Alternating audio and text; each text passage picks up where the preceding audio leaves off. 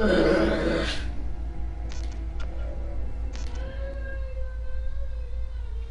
an update. Hope it's a weapon.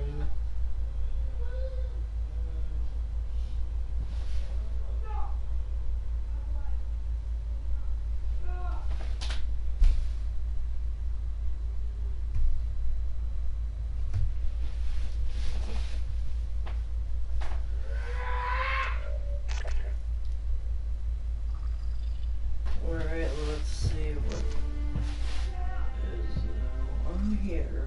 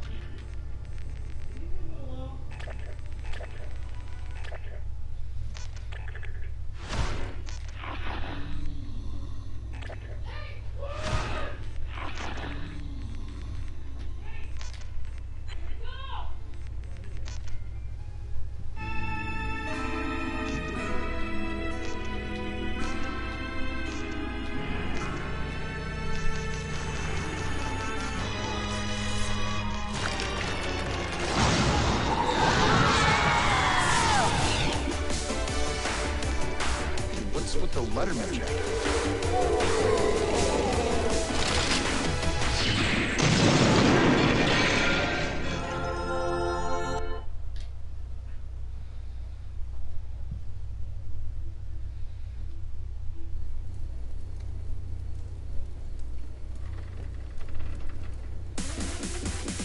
Time to put some life back into this party.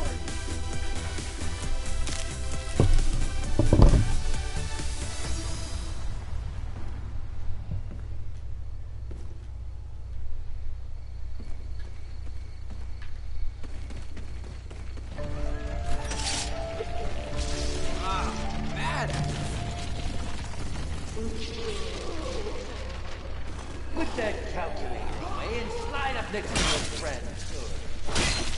Quite the trip in tonight, my little friend. Who knows? You just might prove to be the ace up my sleeve.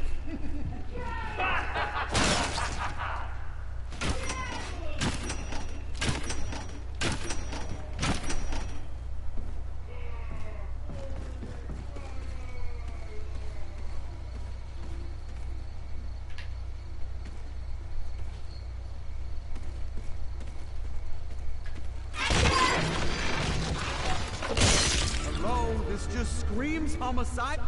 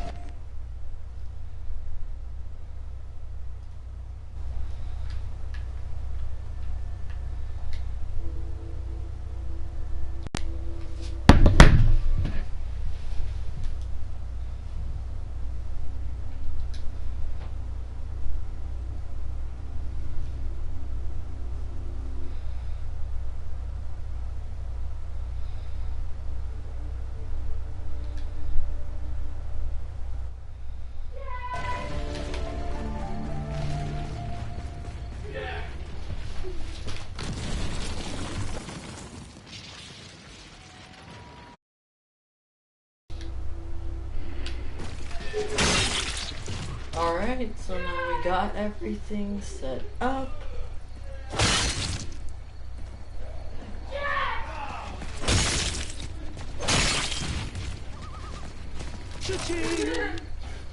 Look how long you keep messing up.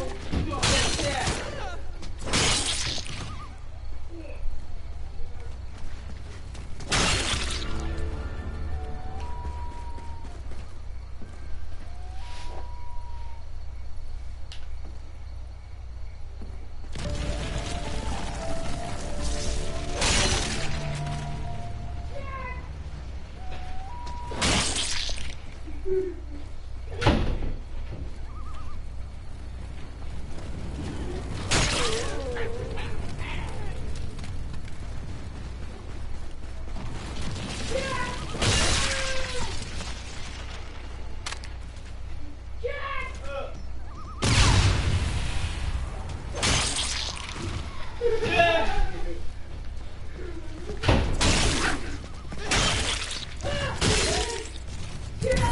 Finders keepers.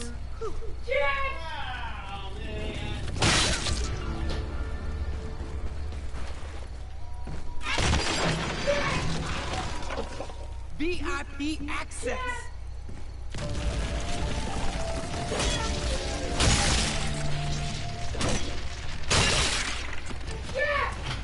Jack! Hey, look, bro, I was downtown and look at this crazy graffiti I saw.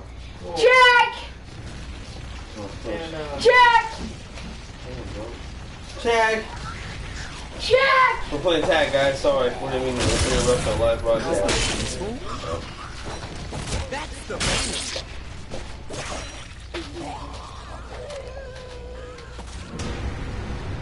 just great. You guys just...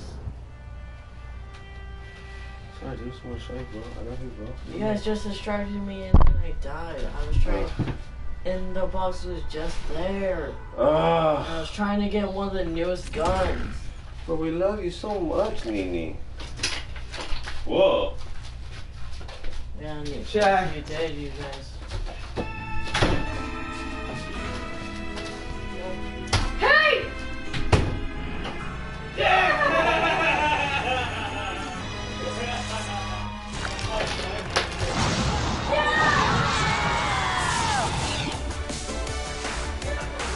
what's with the Letterman jacket?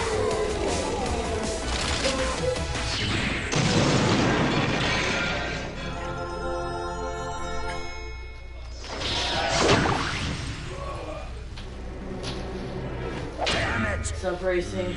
No matter. The rave will surely end their silly little...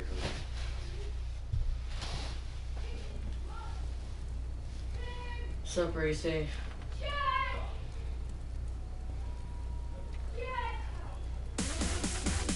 Thanks a lot, Willard. You got me casting with the least useful character archetype possible. For once, can you please cast me as a leading man? Weird because I was Poindexter last time. That's pretty weird. Ow, my hand. Ooh, shiny.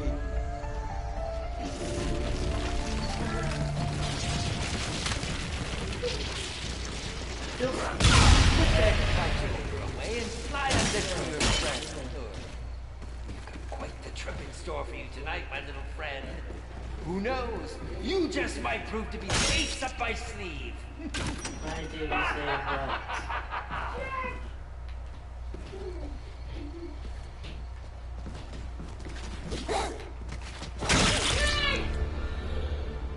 I hope this works better than last time.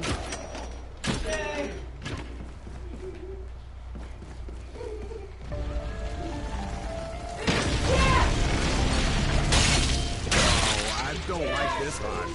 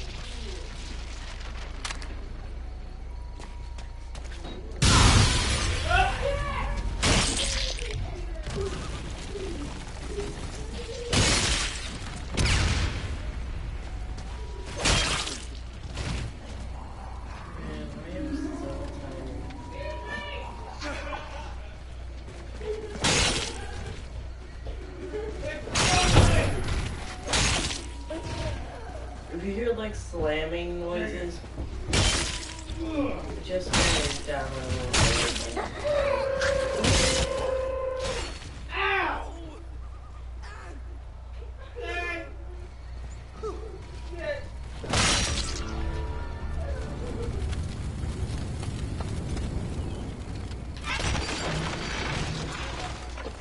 Expanding the dance floor.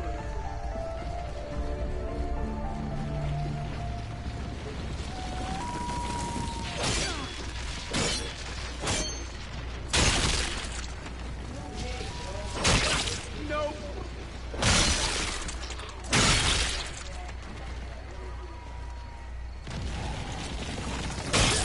Ooh, now we're talking.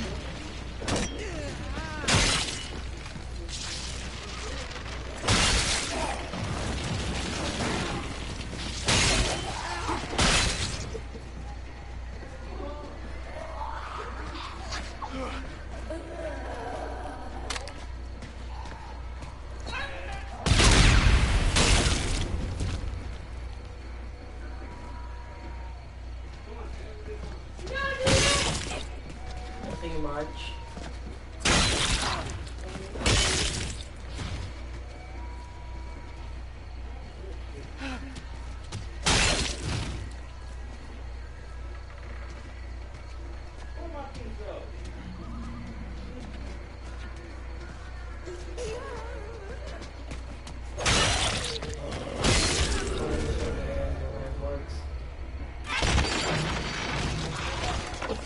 Let's raise this roof. Yeah, one of those triple stack. This part needs.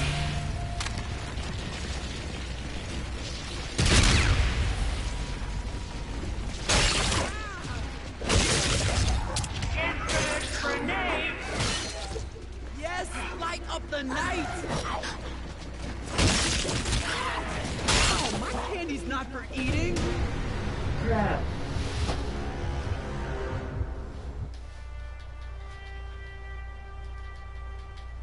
Right now, sad or inside-eyed.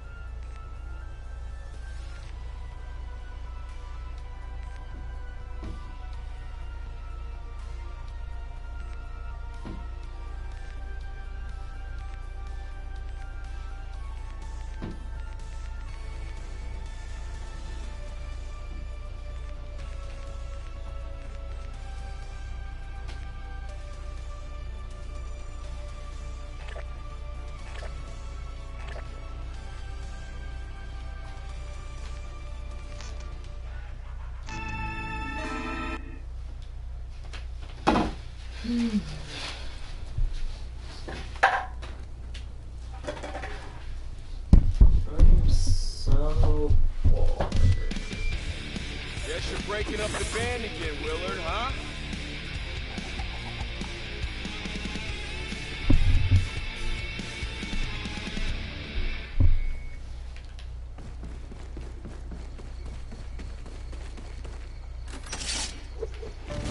Let's show them what you can do.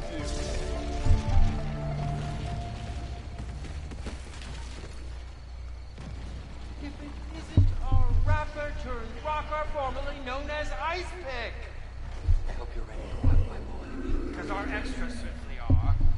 Remember, it's all about death tonight. So please be sure to die on cue. Ah!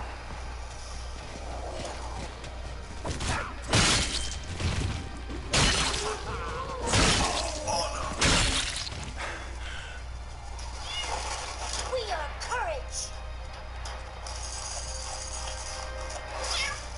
We are justice.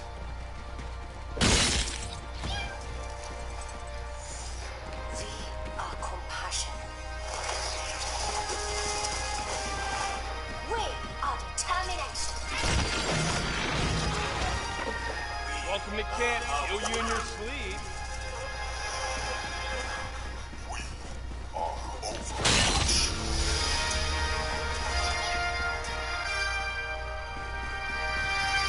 Kazoo watch. Safety.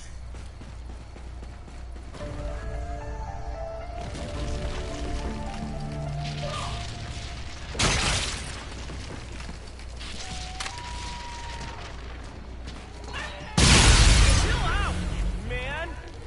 Man.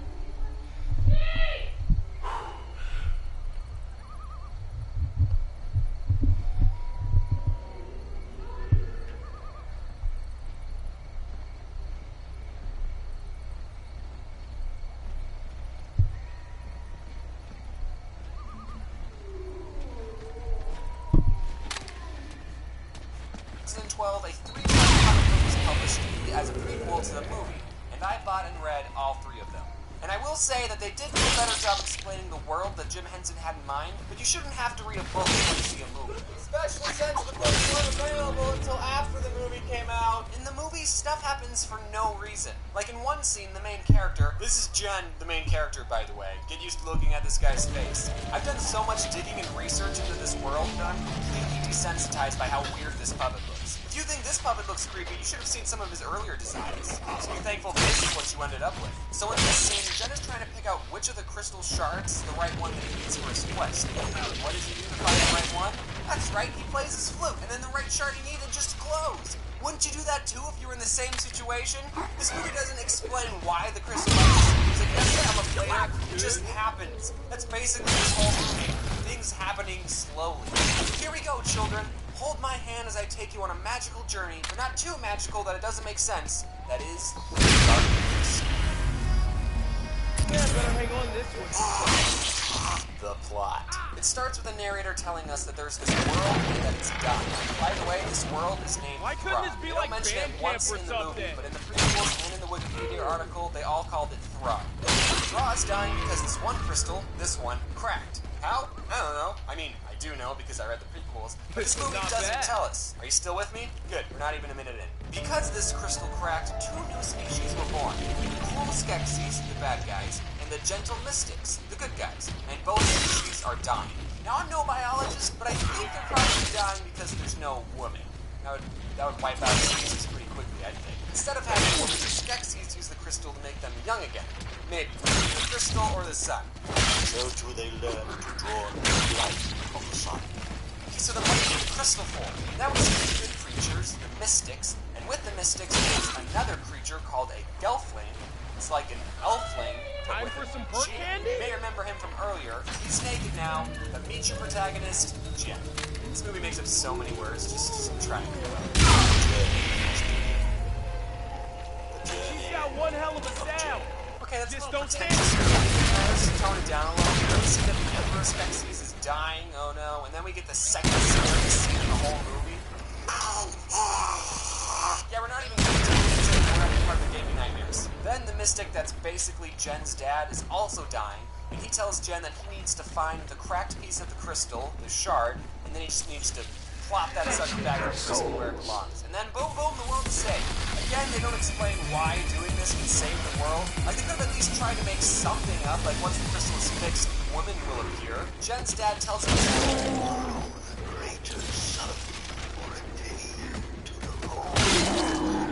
Now, I'm no astronomer, but I think following the sun for a day would just make you go in a circle. What am I supposed to do when it's noon? Now, the Skeksis, they're like, well, dang it, guys. Who's going to be our new emperor? This Skeksis, named Chamberlain,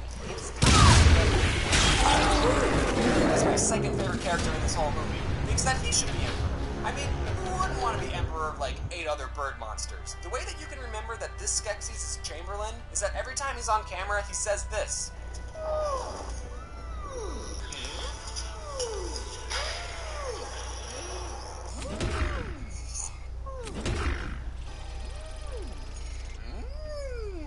Hey man, you can't be emperor, says the Skeksis. Oh yeah? Fight me for it, replied Chamberlain. Since these two are puppets and don't have lower bodies, they can't actually fight each other, which is super disappointing. So instead, the two have a competition to see who can hit a rock the hardest, because that's how you tell who's fit to lead. You can't have someone be your emperor when they can't even hit a rock that hard. Anyway, Chamberlain loses, and all the other Skeksis banish him and rip up his clothes.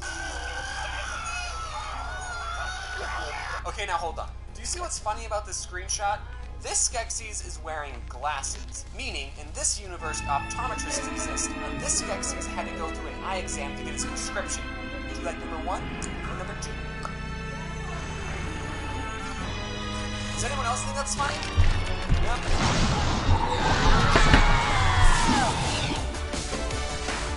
What? Hey, what's with the Letterman jacket?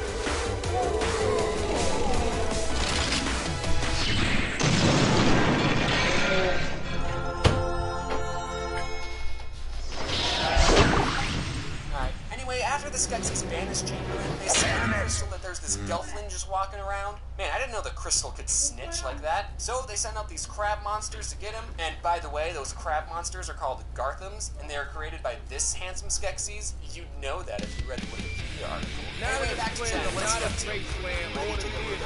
Just where the hell am I? And where's the rest of the band? Not cool, man. Not cool. Took you long enough. Jen is supposed to follow the sun to Agura's house. Yeah, let's rock this runs into her. She's this old hag who tells him that the 3 suns are going to line up soon. When that happens, the world might end. Or it will begin. She doesn't know. I know because I've already seen this movie. She also, for some reason, has a box of crystals. One of them is the shard that Jen is looking for, but she doesn't know which. Because our extras certainly are. Which one is it?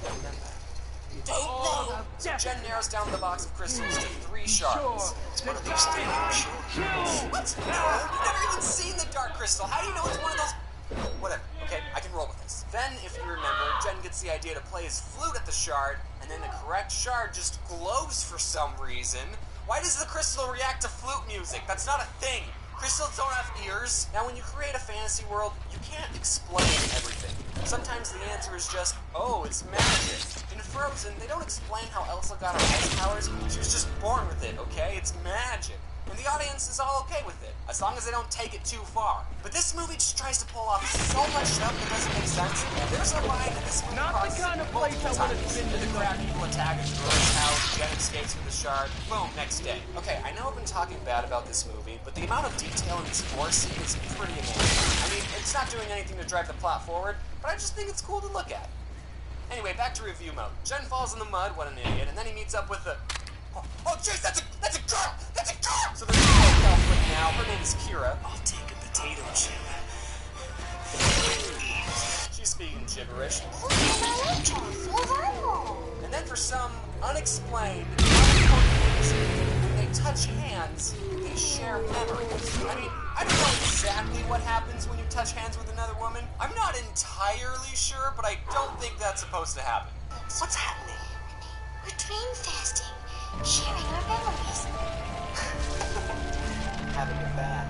Okay, 3 things. First, this seems like a plot-devicey way to just throw in some backstory, but whatever. Second, then you just found out that you're not the last of your species, and when you realize that you're sharing memories with her, you decide to show this person you just met that you're having a bath. I mean, I guess she did show you her mom dying, so let's just get all that personal stuff out of the way. Third, somewhere on Earth, there exists a baby naked Jen puppet.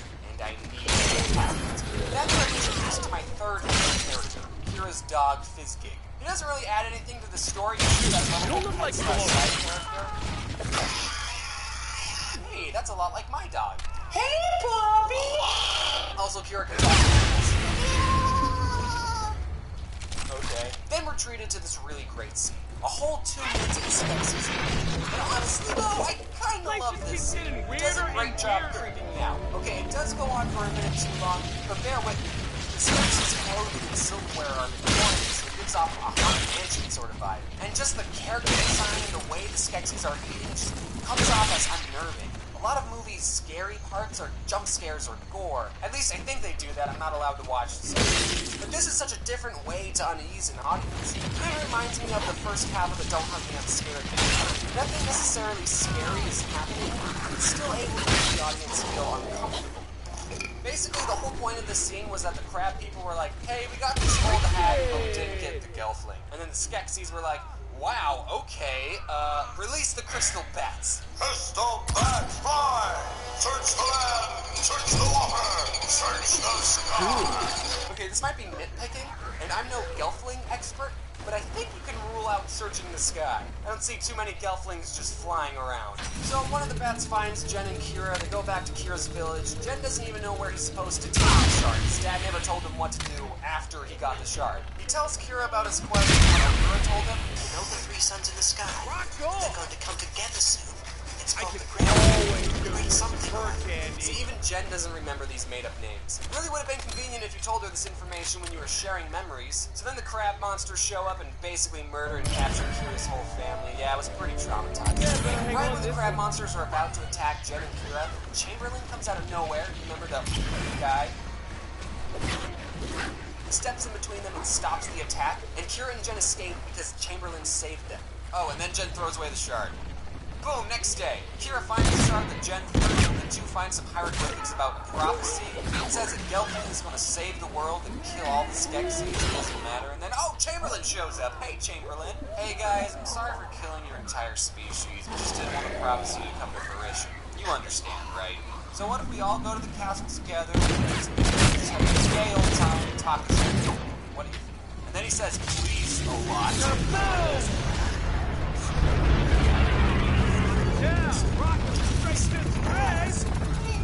Now how can you say no to this lovable guy? He just got kicked out of the Skeksis club, he's all alone, just saved you from some crab monsters, and he did say please a lot. I'm just saying, if I was Jen, I totally would have trusted Chamberlain 100%. But instead, Jen just stares at him blankly, and then Kira ruins everything and tells Jen not to trust him, and they run away. Wait! Please make peace! That might have been the right call. So then, for some reason, Kira knows what the castle is, and so she can talk to animals. She calls up these things called Landstriders.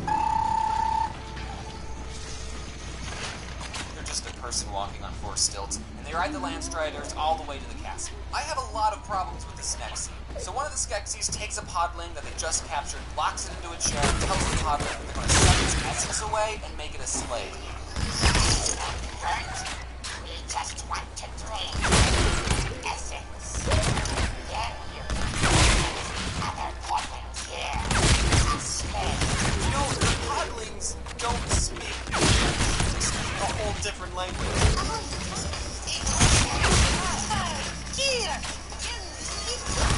Skeksis is just talking gibberish to this guy while he's just locked in a chair like, what's going on? Like, none of what you're saying is going through this guy's head. And so only the Emperor can drink the essence, and that will make him stay young forever. So what do you need the sun for? And also, what killed the last Skeksis? Looked like old age to me. Yeah, that's cool and all, but we get the most terrifying scene in the whole movie. That's right, this is the winner. You gave me the most nightmare scene. You win $1 million. Congratulations, scene! I can go on for hours about how this part of the movie gave me nightmares, but honestly, it speaks for itself. I think what made it worse was that the podling was tied down to the chair, and he was just so hopeless, his whole face melted off, and just, now that I'm older, all I can think is, what do you guys need slaves for? So far, the only thing slaves have done was pull on a rope to make some swords appear out of the ground, and bring you guys a plate of food. Why is there such a high demand for slaves that you can make new ones? What do you guys even do all day? Then Kira and Jen arrive at the castle. They see the crab people taking in the pod people from Kira's village. They try and save the podlings, but completely fail. The Lance Striders die immediately. Jen and Kira open the cage at the podling turret. I think it and the needs two get more. cornered. And what are they going to do, you ask? Well, isn't it obvious? They're going to jump and slowly float down to safety because Kira has wings. That never came up in the memory sharing bit, so I guess when the Skeksis told the Crystal Bats that's one way to rock into the out. sky, they weren't that far. Hey, Kira, sorry we left your whole family back there. We totally didn't save them, like, at all. Probably going to get turned into slaves now. Okay, we're almost done, everyone. We're getting to climax now. Jen and Kira sneak the castle. Chamberlain's there. He basically murders Jen. Since he captured the Gelfling, he's not an outcast anymore. You guys should have just went with him the first time. Now 2 Lance Striders are dead. Kira goes into the slave room, and as a kid, I was already so traumatized the first time seeing a podling get turned into a slave, and now seeing Kira getting her essence taken away, I lost my mind. Oh shoot! Kira's getting turned into a slave! Luckily, remember the old hag Agura? She's like, yo, you can talk to animals. Guns don't mean Ask much them to help without you. these. Oh, okay. She breaks free, and the animals push the Skeksis that was in the room down this pit, and that kills them. Leading up to this point, it's hinted that the Skeksis and the Mystics are, like, connected. When something happens to a Skeksis, there's a Mystic counterpart that experiences the same thing. When the Skeksis died, there was a Mystic just walking around and none of the other Mystics react. Then we see that the Mystics control the crab monsters. I'm guessing it's because they're connected to the Skeksis who also control the crab monsters. So having a Mystic go with Jen on his journey in the first place would have been super helpful back when Kira's village was getting raided. Alright, let's just wrap this up. Fizgig dies, Jen's not really dead, finds the Dark Crystal, jumps to it, and drops the shard. Kira has to throw the shard back to Jen. While she's doing that, she gets murdered. I said spoiler warning, right? And then Jen plops that sucker back into the crystal. The castle crumbles around everyone, and the world is safe. But first, the Skeksis and the Mystics walk into each other because they're connected, remember? They become one together. And are you ready for this? They walk into each other, and they turn into tree aliens. I'm not even joking. According to the prequels, these things are actually aliens. This is what the whole movie has been building up to. The bad guys are just one half of a schizophrenic alien tree person, and if you read the prequels, you know that. Is this supposed to be a plot twist? Because to me, it just seems like a plot is doing whatever it wants. So much weird, unexplained stuff has already happened in this movie, so at this point, I don't even care. By the way, Kira and Fizgig don't actually die. This is a kid's movie after all. And the world is saved, even though there's only like 3 people who I inhabit don't think this is ready to rock yet, man. So that was the movie. Want to know something funny?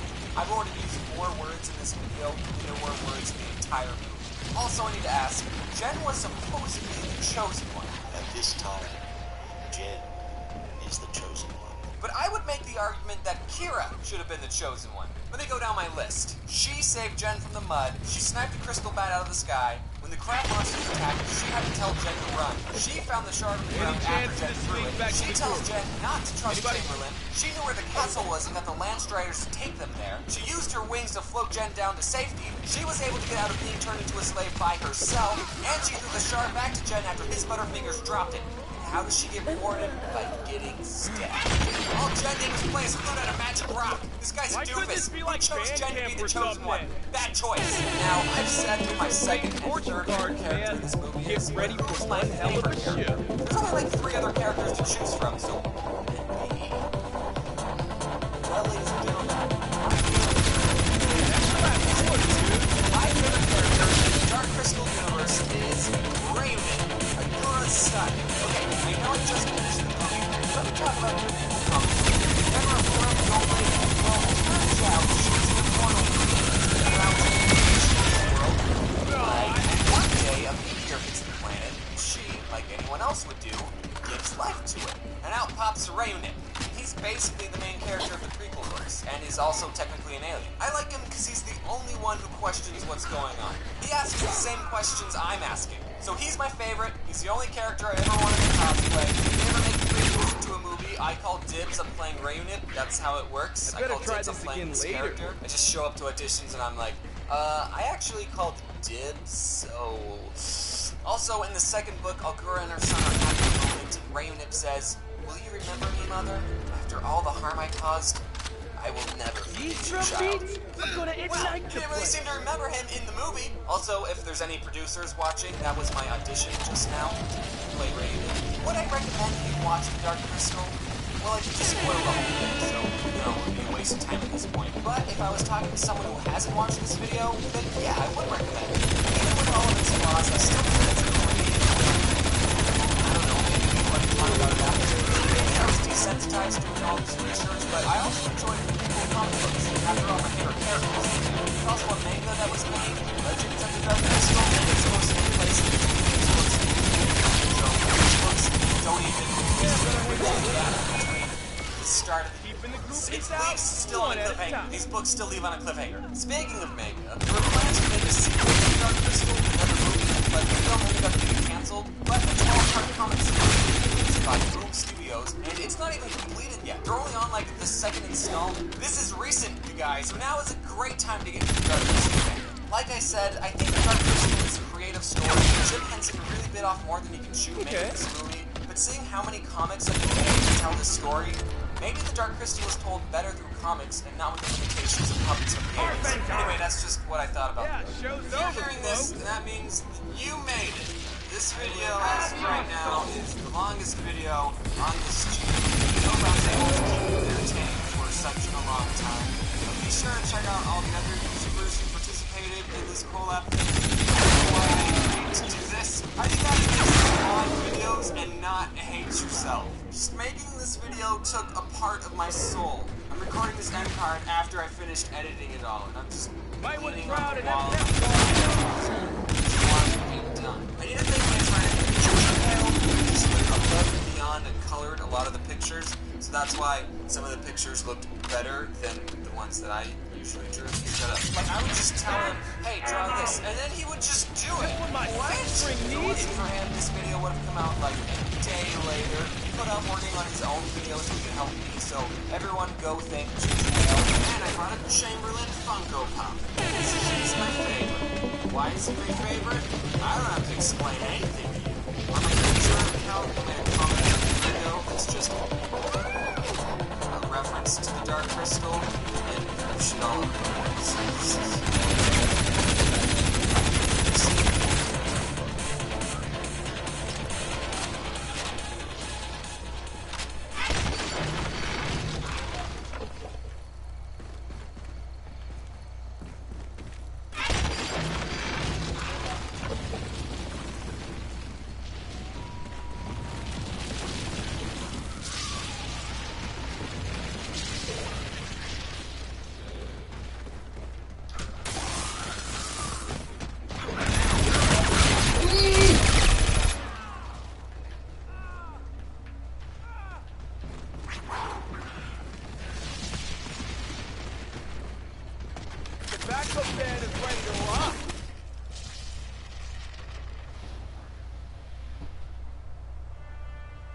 What?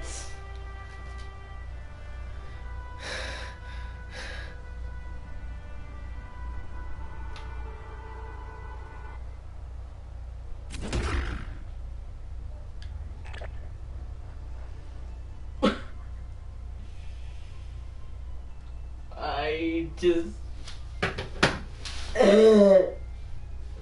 Mommy.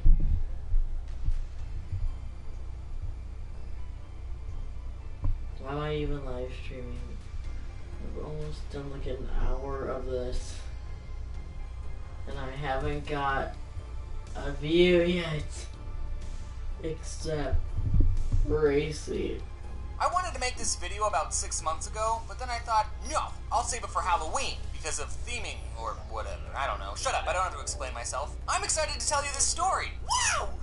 So, haunted houses. I think haunted houses, they're fine, but I don't want to brag or anything, but since the age of 16, I've never been in a haunted house that I was scared of. Granted, all the haunted houses I've been in were free and didn't have me sign a waiver, and when I was little, sure, I was terrified of haunted houses. It's just, I don't know. I think I kept telling myself that none of it was real. And then when I grew up, I just always knew that none of it was real. When you can see the severed hand is made of plastic, all the tension you previously had is kinda lost. And sure, I still get startled at the jump scares, but since they don't stab you or anything, it's always awkward afterwards. Hello?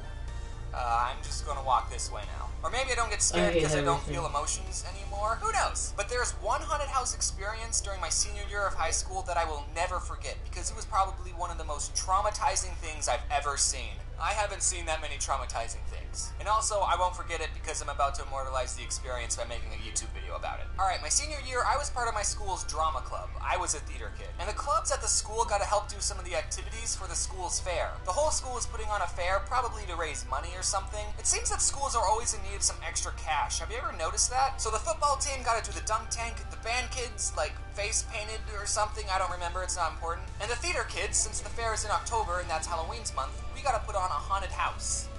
Cool! The drama club was separated into groups, and we would each be a scary part in the haunted house. And we gotta make the haunted house inside the school, so we had a lot of area to work with, and there was a lot of space in between each scary thing. My group, what we did is we dressed up as vampires, but scary vampires, and we sat at this dinner table and we decorated it with fake organs, goblets filled with blood, red Kool-Aid, and we had this freshman girl that was laying on top of the table, and we put fake organs coming out of her, you know, to make it look like we were eating her because vampires eat people.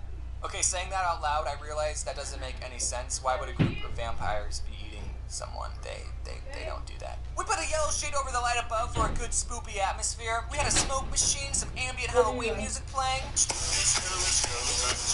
is that? A live stream happening. No. You're live streaming or they are? I am. What the hell? But nobody has seen me except Racy. And it's almost have been an hour. Oh, well, everybody's, like, not on TV right now. Everybody's probably doing something. You're going to races tomorrow? Yep. All day? Or how long? Or what time? I think 11. She's gonna pick me up, and then she's gonna pick up Alexia at 12. Okay. So we'll just have an hour of together. You're weird. Yeah. Biffus. Our group was pretty legit. Whenever a group of people walked by, we would just silently stare at them, and then the freshman on the table would scream at the top of her lungs. She was really good at screaming, by the way. And since we had so much space in between each of the scary parts, when they walked past us, we would get up and chase them. Yeah, it was fun. Okay, so you have to understand that theater kids are very loud, extroverted people. I need to tell you about this one kid who was in my vampire group. We'll just name him Balake. Yeah, Balake. Balake and I were both part of the school's improv club, so we were both pretty funny people, except Balake was just out there. He was loud. It seemed he was just always screaming. I didn't have any classes with him, but he was obviously the high self-esteem class clown kind of kid. So Balake, being the loud and more popular kid, he got to sit at the head of our table. We had done the haunted house for about 2 hours at this point, and I want you to think what it's like to go inside a haunted house. Just going in for